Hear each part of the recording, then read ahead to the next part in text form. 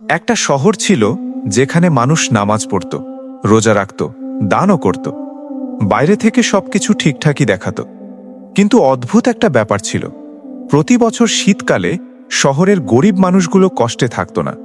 হঠাৎ করেই কারো ঘরে খাবার পৌঁছে যেত, কারো ঋণ মিটে যেত, কারো অসুস্থ সন্তানের চিকিৎসার টাকা এসে যেত দরজার নিচ দিয়ে।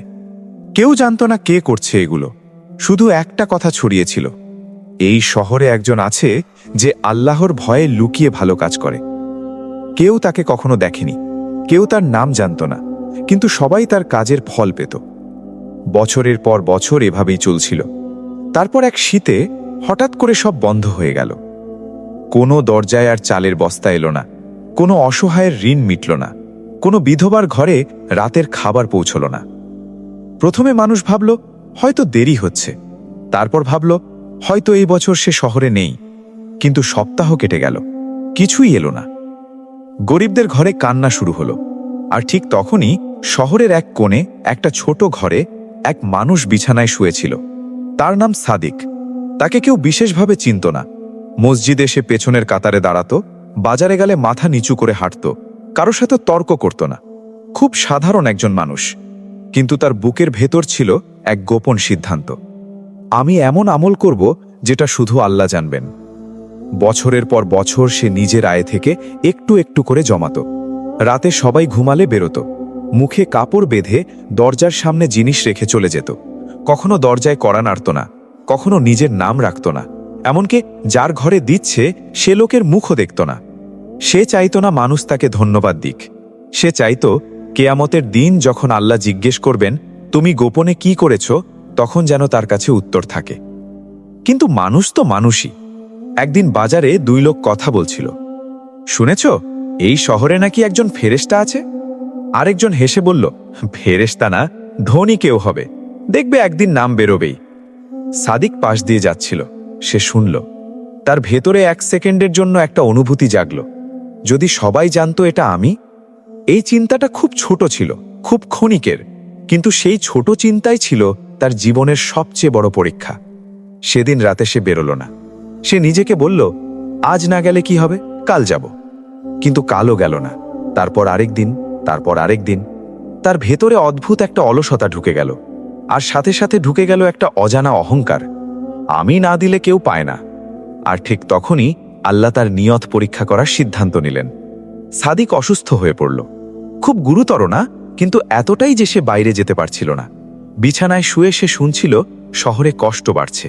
একজন বৃদ্ধা 3 দিন না খেয়ে আছে, এক শিশু ওষুধ পাচ্ছে না, তার বুকের ভেতর মোচড় দিচ্ছিল। সে বুঝতে পারল এতদিন সে ভেবেছিল সে মানুষকে সাহায্য করছে, কিন্তু আসলে আল্লাহ তাকে সুযোগ দিচ্ছিল। সুযোগটা এখন বন্ধ, আর মানুষ যখন ভাবে সে দরকারি, তখনই আল্লাহ তাকে দেখান আসল দরকারি কে। এক রাতে সাদিক কান্না করতে লাগল। সে বলল, ইয়া আল্লাহ, আমি কি আমার নিয়ত নষ্ট করে ফেলেছি? কোনো আওয়াজ এলো না, কিন্তু তার বুকের ভেতর এক অদ্ভুত ভয় বসে গেল। যদি তার গোপন আমলগুলো আল্লাহ কবুল না করেন? এটাই ছিল তার জীবনের সবচেয়ে বড় ভয়। আর এখান থেকেই শুরু হলো আসল পরিবর্তন। সাদিকের অসুস্থতা যত বাড়ছিল, শহরের কষ্ট তত স্পষ্ট হয়ে উঠছিল। আগে যেসব কান্না অন্ধকারে হারিয়ে যেত, এখন সেগুলো প্রকাশ্যে শোনা যাচ্ছিল।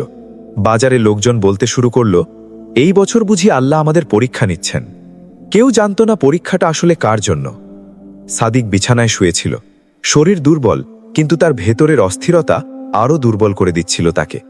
সে প্রথমবার উপলব্ধি করল সে দান করত, কিন্তু সেই দানের মধ্যে লুকিয়েছিল এক গোপন আনন্দ। মানুষ না জানলেও সে নিজে জানত, আর সেই জানাটার মধ্যেই জন্ম নিয়েছিল সূক্ষ্ম অহংকার। সে ভাবত, আমি না থাকলে এরা কি করত? আর এখন সে শুয়ে আছে, শহর কষ্টে আছে, কিন্তু আশ্বাস ভেঙে পড়েনি, পৃথিবী থেমে যায়নি। একদিন বিকেলে সে জানালার পাশে বসেছিল, দেখল এক যুবক তার পাশের বাড়িতে একটা খাবারের ঝুড়ি রেখে চলে গেল, মুখ ঢাকা, দ্রুত পা, কেউ চিনল না। সাদিকের বুক কেঁপে উঠল। সে ভেবেছিল এই কাজটা শুধু সেই করত, কিন্তু আজ বুঝল আল্লাহ চাইলে হাজার মানুষকে দাঁড় করাতে পারেন। পরের দিন আরেকজন, তারপর আরেকজন। ধীরে ধীরে শহরে আবার গোপন সাহায্য আসতে শুরু করল। কেউ কারো নাম জানে না, কিন্তু কাজ হচ্ছে। সাদিকের চোখে পানি চলে এলো। সে বুঝতে পারল সে কখনোই অপরিহার্য ছিল না, আল্লাহই ছিলেন। যে শহরকে সে নিজের দানের ওপর নির্ভরশীল মনে করেছিল, সেই শহর আল্লাহর ব্যবস্থায় চলছিল সবসময়। সে ছিল শুধু একটি মাধ্যম। এই উপলব্ধিটা তার ভেতরকে ভেঙে দিল। সেদিন রাতে সে সিজদায় পড়ে রইল অনেকক্ষণ। সে বলল, ইয়া আল্লাহ, তুমি আমাকে ব্যবহার করেছ, আমি ভেবেছি আমি করছি। তুমি সুযোগ দিয়েছ, আমি ভেবেছি আমি দিচ্ছি। আমাকে ক্ষমা করো। তার কান্না এবার ভয়ের না, ছিল লজ্জার। পরের দিন সে কঠিন সিদ্ধান্ত নিল। সে আবার বেরোবে, কিন্তু এবার অন্য নিয়তে। এবার সে প্রমাণ করতে যাবে না। সে শুধু চাইবে আল্লাহ তাকে ব্যবহার করুন যতদিন চান। সে খুব ধীরে ধীরে সুস্থ হচ্ছিল। প্রথম রাতে সে বেরোল, কিন্তু এবার তার হাঁটা বদলে গেছে। আগে তার মনে এক ধরনের আত্মতৃপ্তি থাকত, আজ তার মনে কেবল ভয়। যদি এই আমল কবুল না হয়? সে আগের মতোই দরজার সামনে খাবার রেখে আসলো, কিন্তু এবার চলে যাওয়ার সময় তার ঠোঁটে শুধু একটা কথা, ইয়া আল্লাহ, এটা আমার না, এটা তোমার। এবার শহরে এক অদ্ভুত পরিবর্তন শুরু হলো। মানুষ বুঝতে পারল গোপনে ভালো কাজ করা যায়, শুধু একজনের ওপর নির্ভর না করে সবাই মিলে আল্লাহর সন্তুষ্টির জন্য করা যায়। কেউ কাউকে জানে না, কিন্তু ভালো কাজ ছড়িয়ে পড়ছে। একদিন মসজিদের ইমাম খুতবায় বললেন, এই শহরে এমন মানুষ আছে যারা নিজেদের নাম লুকিয়ে রাখে। হয়তো কেয়ামতের দিন আল্লাহ তাদের নাম সবার আগে ডাকবেন। এই কথা শুনে সাদিক কাঁপতে লাগল, কারণ এবার সে চায়নি কেউ তাকে নিয়ে ভাবুক। সে চেয়েছিল তার আমল যেন শুধু আসমানের রেজিস্টারে থাকে। কিন্তু আল্লাহর পরীক্ষা এখানেই শেষ হয়নি।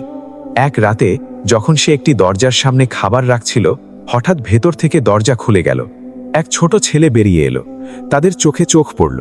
ছেলেটা বলল, চাচা, আপনি কেন লুকিয়ে দেন? সাদিক থেমে গেল। এটাই ছিল তার ভয়ের মুহূর্ত। সে খুব শান্তভাবে বলল, কারণ আমি চাই যিনি আমাকে দিয়েছেন তিনি যেন জানেন। ছেলেটা বুঝল কিনা জানা নেই, কিন্তু সেই রাত থেকে সাদিকের ভেতরের অহংকার পুরোপুরি ভেঙে গেল। সে আর নিজেকে নায়ক ভাবত না। সে ভাবত, আমি একজন কর্মচারী, আল্লাহর কাজের ছোট কর্মচারী। আর এই বদলটাই ছিল তার আসল সফলতা। শহর বদলে গেল। মানুষ একে অপরের দিকে নতুন চোখে তাকাতে শুরু করল। গোপন দান ছড়িয়ে পড়ল। কেউ কারো নাম জানে না, কিন্তু আল্লাহ জানেন। সাদিক বুঝে গেল, সবচেয়ে বড় দান টাকা না, সবচেয়ে বড় দান হল নিজের নফস ভেঙে ফেলা। এখনো গল্পের শেষ আসেনি। শেষে তুমি দেখবে, যখন সাদিক দুনিয়া ছাড়ার সময়ে পৌঁছবে, তখন সে কি দেখেছিল, আর কেন তার চোখে ভয় নয়, হাসি ছিল।